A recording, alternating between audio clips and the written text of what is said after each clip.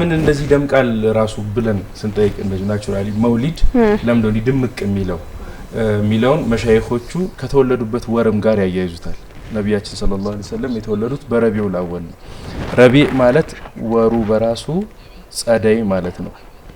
ጸደይ ካየህ በተለምዶ ድርቅ ያለ ነገር የሚለመልምበት ይሄ የክረምቱ የነበረው ጭጋግ ጠፍቶ አዲስ ብስራት የሚመጣበት አትክልቶች የሚጎመሩበት ወር ነው። የዚህ አያይዘው ምን ይላሉ ረሱላችን ሰለላሁ ዐለይሂ ወሰለም እንግዲህ ከኢሳ መምጣት ከ600 አመት በኋላ ነው የተላኩትና በዛ መሃል የነበረን የጃሂልያ ያላዋቂነት ጽልመት ዓለም የገባችበትን ኢፍታዊነት ሴት ልጅ ከነ ህይወቷ የምትቀበርበት የነበረን ዘመን ማብቂያ እና የጣዖት አምልኮ ማብቂያ ዘመን መምጣቱን ለማበሰር የተወለዱበት ወር ራሱ ትልቅ ማስረጃና ማረጋገጫ ነው። በተለየ ሁኔታ ነብያችን ሰለላሁ ዐለይሂ ወሰለም በቀን ቢያንስ አንድ ሙስሊም በአዛንና ከሰላት ጨምሮ ቢያንስ ሰባት አንድ ሙስሊም ስማቸውን ይጠራል ያስታውሳቸዋል በየቀኑ። ዛሬ በተለየ ሁኔታ የሚዘከሩበት ብቻ ሳይሆን የህይወት ታሪካቸውን ዲቴይል የሚታይበት ናፍቆት ነው። መውሊድ መንዙማዎች ቀደም አልፈው እዚህ ሀድራ ጀማም ሲያቀርቡልን የነበሩ ነሽዳዎች ላይ የናፍቆት የፍቅር ዜማዎች አሉ ግጥሞች እና የአንድ የሚሆንበት ቀን ያ ናፍቆት መላው ዓለም ላይ ባለ ሙስሊሞች ዘንድ ናፍቆታቸውን አንድ ላይ በህብረት የሚገልጹበት ቀን ነው መውሊድ እንጂ ነብያችን ሁሌም እንደተዘከሩ ሁሌም ስማቸው እንደተነሳ ቢያንስ በቢሊዮን ጊዜ ነው የለተለት ህይወት ውስጥ ነው ያሉት። እሱ እናም ደግሞ መስዋዕትነት ለመክፈል ሁሉም ዝግጁ ነው። ለነብያችን ከእናትና ከአባታቸው በላይ የሚወዷቸው ሰው ናቸው። በአለማችን ላይ ተጽዕኖ ፈጣሪ ከሚባሉ በግንባር ቀደምትነትም ይጠቀሳሉ። አሁንም ድረስ ዝናቸው አሁንም ድረስ በየቀኑ እየጨመረ የሚሄድ ነው እና መውሊድ እነዛን ነገሮች ለመዘከር የምንጠቀምበት በዓል ነው እንጂ ሁሌም እንደተዘከሩ ነው ነብያችን። መውሊድ ምናልባት ከሀገራችንም ውጪ በሌሎች ሀገራት ምናልባት 56 ሀገራት ገደማ መውሊድ ይከበራል። አንደኛው ምናልባትም ደግሞ ቀደም ካነሳናቸው የቱርክ አንደኛዋ ነች መውሊድ በድምቀት ከሚከበርባቸው ሀገራት መካከልና ይሄ በሀገራችን ያለው ቃጥባሪ አካባቢ ነው የምንመለከተው ምስል። ቃጥባሪ አካባቢ መውሊድ እንዴት እንደሚከበር በጣም ደማቅ ነው። ከቃጥባሪ ውጭ ሌሎች አካባቢዎች ወደ ወሎ እንደ አካባቢ ያለ የመውሊድ አከባበርን የሚያሳይ ነውና በሀገራችን በጣም ብዙ መውሊዶች አሉ። ወደ 14 ገደማ እንደዛ አይነት መውሊዶች አሉ የሚከበሩና ከሀገራችን ውጭም ደግሞ መውሊድን የሚያከብሩ ወደ 56 አካባቢ ሀገራት አሉ። ይሄ ማለት ዞሮ ሌላው ነብዩን አይወድም ወይም ደግሞ ተከታይ አይደለም የሚለውን ለማሳየት አይደለም። ግን ደግሞ መውሊድ የሀገር ብቻ ሳይሆን እንደ ሀገር ወይም የሆነ የተለየ ስሜት ይፈጥራል በሀገር ውስጥ ኢትዮጵያ ውስጥ ሲሆን የተለየ ድባብ አለው ነው። ሀበሻ ግን ይደምቅበት አለ። የኢትዮጵያ ውስጥ የመውሊድ አከባበር በጣም ለየት የሚለው አሁን 14ቱን ቦታዎች ያልካቸው ለምሳሌ ትልልቅ ቦታዎች ኢቭን ምን ታስተውላለህ የቃና ራሱ ልዩነት አለ።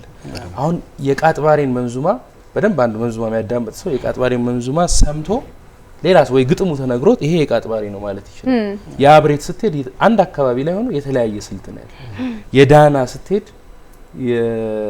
የነሸክ ጫሌን ግጥም ሲሰማ እንደዚህ የተለያየ ቦታ የእንትና ስራ ውጤት ነው። ይሄ የእንትና ስልት አሁን ኢቭን ሙቭመንቱ ራሱ አሁን የቃጥባሬ መንዙማ በጣም ያወዛው አሁን ቅድም እንደው ለስቱዲዮም ለኛም አዝነው ነው እንጂ ትንሽ ከስተዝ ያለው የቃጥባሬ እንደዛ አይደለም። በጣም ስለዚህ ቅድም ያቀረቡት የነበረው የቃጥባሬ መንዙማ የሚባለው ነው።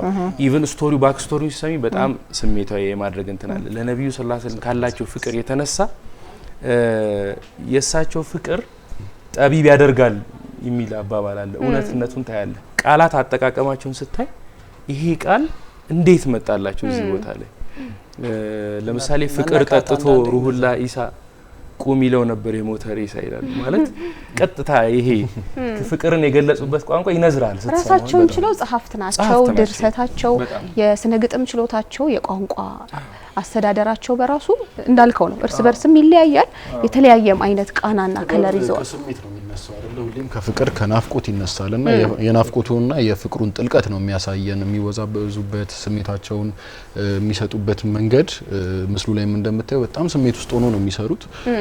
ሌላ ዓለም ውስጥ ነው የናፍቆትና የፍቅር ዓለም ውስጥ ነው የሚገኙት። ደግሞ ይህ የመውሊድ በዓል ቀደም ሲል አንቺም እንዳልሽው እኛ ኢትዮጵያውያን ያለን ማህበራዊ መስተጋብር በራሱ የሚያሰባስብና አንድ ላይ መሆንን የሚፈቅድ ነውና ደግሞ የመውሊድ በዓል የተለያዩ የሀገራችንን ክፍሎችን ወደ ወሎ ብንሄድ፣ ወደ ሀረሩ አካባቢ ብንሄድ፣ ወደ ሰሜን ወደ ሀገራችን ክፍል ብንሄድ መሰባሰቢያነትን አንድ አድርጎ ግን ደግሞ ሃይማኖታዊ ይዘቱን ሳይለቅ ግን አማኝ ያልሆነውንም ሰው ደግሞ የሚያሰባስብ ሌላኛው ገጽታ ያለው በዓል ነውና ከኢትዮጵያ ውጪ ይደምቃል ቢባል ሰየው ብለን እንቀበላለን።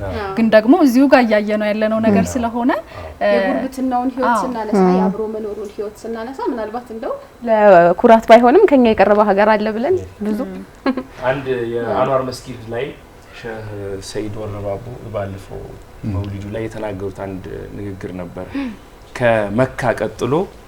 ከመካ ቀጥሎ ቁርአን የተቀራባት ሀገር ናት ኢትዮጵያ። መዲና ላይ አልተቀራም፣ ሌላ ግብጽ አልተቀራም፣ ቱርክ ላይ አልተቀራም።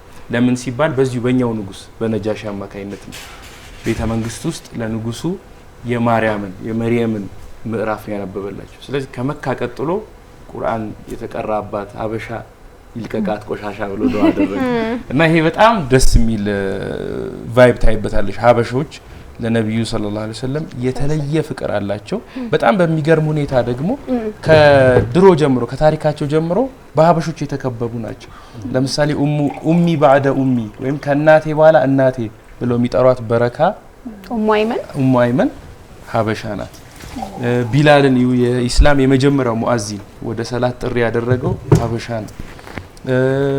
እና አብረህትን ማየት ይቻላል። ነጃሺ ጋር ያላቸው የመጀመሪያ ደጀን የሆናቸው ንጉስ የሀበሻ ንጉስ ነው። እነዚህ ስናይ ለራስሽ ብቻ ቀርተሽ ይችላል መስተንግዶ ላይ ትንሽ ተዳከምን መሰለኝ። እና እነዚህ ነገሮች ስታይ ሀበሻ ትንሽ ለየት ያለ ድባብ አለው። ከነብዩ ሰለላሁ ዐለይሂ ወሰለም ጋር ለየት ያለ ትስስር አለንና እንዲበልጡንም አንፈልግም። እውነት ለመናገር እንግዲህ ተመልካቾቻችን የ1501ኛውን የነብዩ መሐመድ አለይሂ ሰላቱ ሰላም የውልደት ወርንም ቀንንም በማስመልከት ነው ከዚህ ከስቱዲዮ እንዲደመቅ ባለ ድባብ ያከበረን የምንገኘው። በየቦታው በያላችሁበት ደግሞ የኛን ስሜት እንደምትጋሩ ሙሉ እምነት አለን። በያላችሁበት ለወዳጅ ዘመድ ደግሞ ራቅ ብሎ ላለም ወዳጅ እስኪ እንኳን አደረሳችሁ መልእክታችሁንም ደግሞ በዚሁ አጋጣሚ እንድታደርሱ ስንል እንጋብዛለን። ከስር ያልፋል። ከስር በሚያልፉት ስልክ ቁጥሮች ስማችሁን አስቀድማችሁ አካባቢያችሁን አስከትላችሁ ማድረስ ለምትፈልጉት ሰው ደግሞ የእንኳን አደረሳችሁ መልእክታችሁን በዚሁ አጋጣሚ እንድታደርሱ እኛም ደግሞ መልሰን ወደ ተመልካቾች ወደ እናንተ መልሰን የምናደርስ ነው የሚሆነው።